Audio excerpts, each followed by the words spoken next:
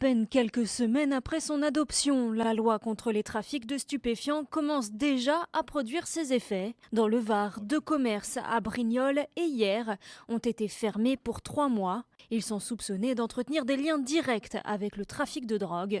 Autre levier désormais entre les mains des préfets, les expulsions locatives. Dans les villes de Toulon et Draguignan notamment, 6 procédures ont été lancées contre des résidents HLM impliqués dans des trafics. Vous avez aujourd'hui beaucoup de gens qui attendent des logements sociaux et qui n'en bénéficient pas. Et parallèlement, vous en avez certains qui vivent du trafic de stupéfiants et qui vivent dans des logements sociaux. C'est vrai que ces mesures-là doivent être prises avec beaucoup de fermeté.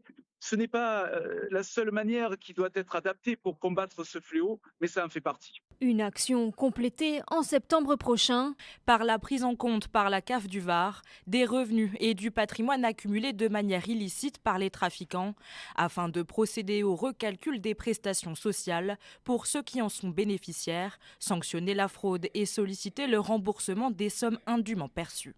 Depuis janvier, dans le Var, près de 400 kilos de drogue ont été saisis, 12 millions d'euros d'avoirs criminels confisqués et 3000 interpellations liées au trafic de stupéfiants ont été menées.